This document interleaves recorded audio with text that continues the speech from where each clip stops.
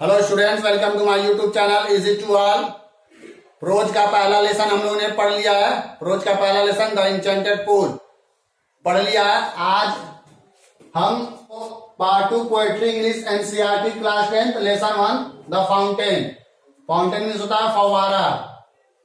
आप लोगों ने देखा होगा जैसे पार्क वगैरह में रहता है फाउंटेन, तो इसके बारे में आज हम पढ़ेंगे। तो आइए देखते हैं। तो देखिए, हमने अबाउट द लेसन के बारे में पूरा का पूरा लिख दिया है। मतलब लेसन क्या कह रहा है, यानी ये फाउंटेन द फाउंटेन यानी ये चैप्टर किसके बारे में है। तो हमने अबाउट द लेसन लिख दिया, उसका पूरा ट्रांसलेट कर दिया। देखिए, the fountain is a very inspiring poem. इसका है यानी फव्वारा एक बहुत ही प्रेरणादायक कविता है। The poet describes the fountain in 3 different aspects, यानी कवि 3 अलग अलग पहलुओं में फव्वारे का वर्णन करता है। यानी 3 अलग अलग पहलुओं के बारे में कवि बता रहा है। In the sunshine it is bright and upward leaping and glittering. धूप में उज्ज्वल यानी सफेद और ऊपर की ओर छलांग और शानदार ये लगाता है। In the moonlight it appears snowy white and Suez rhythmically like flower when the wind rushes। यानी चंद्रमा की रोशनी में यह सफेद रंग का दिखाई देता है और हवा चलने पर फूलों की तरह ये हिलता डुलता रहता है। यानी लयबद्ध यानी मगन होके झूमता रहता है। उसके बाद है under the starlight it rises and falls like spray. तारों की हल्की रोशनी में तेजी से अपने फुहारे छिड़कता रहता है, यानी फेंकता रहता है। All the time it is cheerful and lively. इसका हर समय यह हंसमुख और जीवन रहता यानी चलता रहता है। यह कभी दुखी नहीं होता है, हंसमुख यानी हंसता रहता है। ऐसा लगेगा कि यार एकदम हंस रहा है ये। उसके बाद है all the times it seems to be aspiring higher and higher. यानी हर समय यह ऊंचा और ऊंचा जाने की कोशिश ये करता है। यानी वो क्या कर रहा है, उच्च और उच्च आकांक्षी होने लगता है और ऊपर जाने की कोशिश करता है। उसके बाद the poet wishes to learn these qualities of freshness, change, fitness, consistency and aspiring from the fountain. यानी कभी इन गुणों को ताजगी से सीखना, फिटनेस में बदलाव, निरंतरता और फव्वारे से आकांक्षा करना चाहता है। यानी ये चीज कभी फव्वारे से सीखना चाहता है, यानी ताजगी, फिटनेस और निरंतरता से वो सीखना चाहता है कवि। तो ये आपका अबाउट द लेसन हो गया। इसी के बारे में हम लोग अब पाठ पढ़ेंगे। तो आइए देखते हैं। तो देखिए, सारा हमने कई बार लिख दिया है, इंग्लिश और हिंदी कई बार लिख दिया, ताकि हमारी जरूरत ना हो, आप डायरेक्ट पढ़ करके आप समझ लें।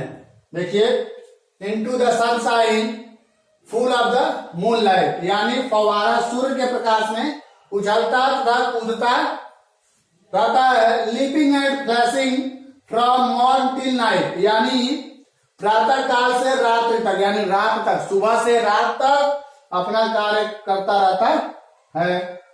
दूसरा पैराग्राफ देखिए, into the moonlight whiter than snow. यानी चंद्रमा के प्रकाश में फव्वारा बर्फ से भी अधिक सफेद दिखाई देता है। यानी वाइटर मीन्स होता है सफेद, देन स्नो यानी स्नो मीन्स होता है बर्फ, बर्फ से भी अधिक सफेद दिखाई देता है। Wedding so flower like when the winds blows. यानी जब हवाएं चलती हैं तो वह फूलों की तरह हिलता डुलता यानी लहलहाता है। इनटू द तीसरा paragraph, into the starlight rushing in spray. तारों की हल्की रोशनी में फव्वारा तेजी से अपनी फुहारे छिड़कता यानी फेंकता रहता है।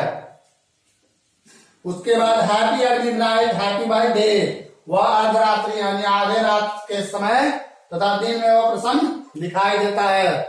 चौथा पैराग्राफ है even in motion blithesome and cherry.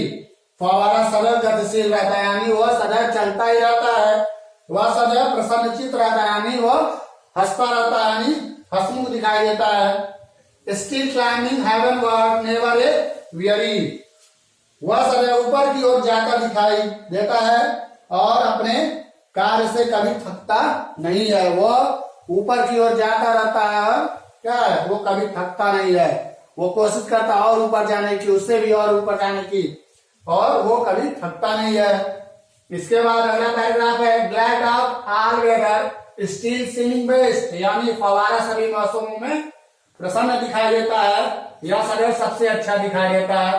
Upward और डाउनवर्ड मोशन दी रेस्ट, वह कभी ऊपर की ओर और कभी नीचे की ओर पानी फेंकता है। मोशन दी रेस्ट यानी गति ही उसका विश्राम है, अर्थात गति होते हुए भी ऐसा लगता है कि वह विश्राम कर रहा है, वह चलते रहता है, लगता है कि वह आराम कर रहा है। इसके बाद अगला पैराग्राफ देखिए लास्ट है full of A nature nothing can टेम, यानी फवारा प्राकृतिक शक्ति से भरपूर रहता है, उसे कोई वस्तु अपने नियंत्रण में नहीं कर सकती है।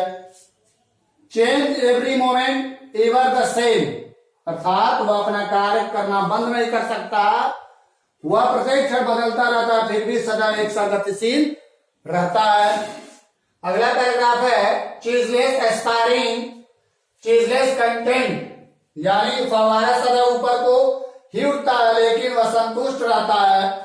डार्कनेस और सनशाइन दी एलिमेंट, चाहे अंधकार यानी रात हो या अथवा सूर्य की रोशनी यानी दिन, फवारा नैसर्गिक परिवेश में ही रहता है, यानी नैसर्गिक नेचर है, प्रकृति में के परिवेश में ही वो रहता है। अगला पैराग्राफ यानी लास्ट है glorious fountain let me here be fresh changeful constant upward like thee, यानी कभी फवारे को शानदार फवारा कहकर संबोधित करता है। वह कहता है कि तुम्हारी तरह मेरा हृदय भी ताजा समयानुकूल परिवर्तनशील व धारणा में अड़िग रहे तथा ऊपर की ओर उठने यानी प्रगतिशील बनने का गुण प्राप्त कर ले। कभी उसको बहुत ही शानदार फवारा कह करके वो संबोधित करता है। फवारा फाउंटेन यानी फवारा आप लोग पार्क में देखे होंगे, सभी पार्क में लगे होते हैं फवारा जो जिसमें से पानी निकलता है, तो वो आपका फाउंटेन उसको बोला जाता है। तो ये आपका हो गया पैराग्राफ अबाउट द लेसन, और ये पूरा का पूरा पैराग्राफ हमने पढ़ा दिया है। इसके बाद वर्ड मीनिंग, उसके बाद से क्वेश्चन आंसर। अगर ये वीडियो आपको पसंद आए लाइक कमेंट शेयर जरूर करें, और अगर ये वीडियो पहली बार देख रहे हैं सब्सक्राइब करें और बेल आइकन को भी दबाएं ताकि कोई भी वीडियो बनाए वीडियो आप तक आसानी से पहुंच सके। आज के लिए थैंक यू।